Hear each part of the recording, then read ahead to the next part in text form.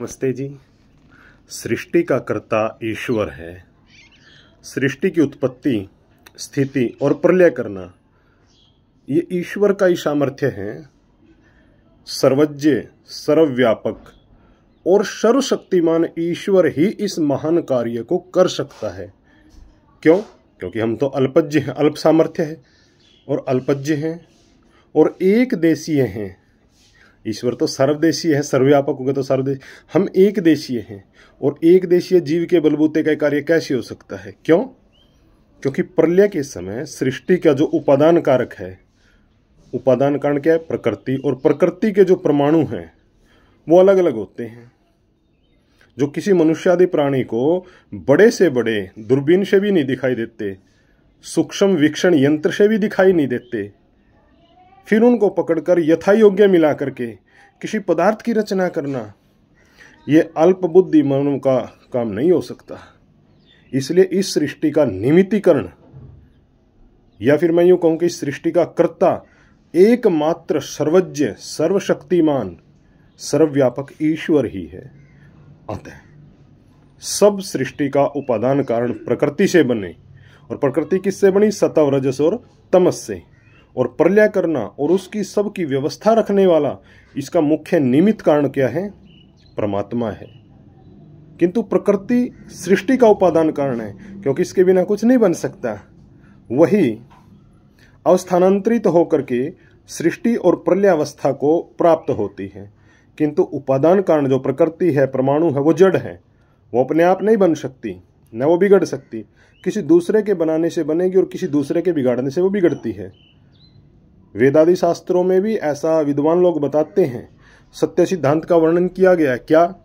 ओम हिरण्यगर्भः समवर्तताग्रे भूतस्य जातपतिरेक आसीत् सदाधार पृथ्वीं ध्यामुतेमां कस्मै देवाय हविषा विधेम। ये मंत्र ये श्लोक, ये ऋचा, ये यजुर्वेद का मंत्र है।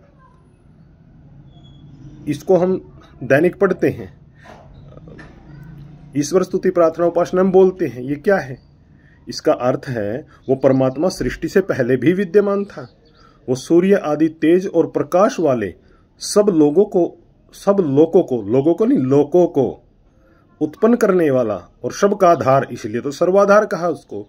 जो कुछ पहले उत्पन्न हुआ था, अब वर्तमान में विद्यमान है और भविष्य में भी होगा, उस सब का ईश्वर क्या है? स्वामी था, है और आगे भी रहेगा।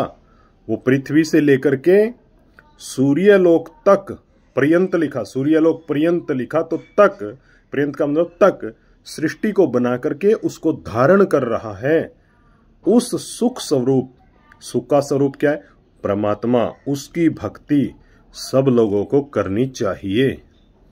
देखिए कितना ऋचा का, इसकी व्याख्या जितनी भी चाहे मर्जी कर लें। और जिस परमात्मा की रचना में सब पृथ्वी आदि जो भूत हैं, स्थूल भूत, सूक्ष्म भूत, जो उत्पन्न हुए हैं और जिसने उत्पन्न हुए जीवन को धारण करते हैं और जिससे प्रलय को प्राप्त होते हैं, उसको जानने की इच्छा करें, जिज्ञासा करें। क्या निष्कर्ष निकला? ईश्वर ही इस जगत का कर्ता, धर्ता और हर्ता है। हाँ, जीव इतना अवश्य कर डालता है कि वह परमेश्वर की सृष्टि से पदार्थों को लेकर के अपनी अनेकाविध रचनाएं करता रहता है, परंतु मूलतः किसी वस्तु को बनाने में जीव का कोई सामर्थ्य नहीं है।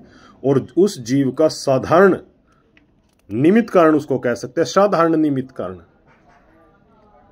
देखिए परमेश्वर जो है, इस जो अलग अलग ये सृष्टि जो दिखाई देती है, इसका प्रकाशक, इसका कर्ता, धर्ता, हर्ता ईश्वर है। इसको धारण करता है, वो प्रलय करता है, वो इस जगत का स्वामी है।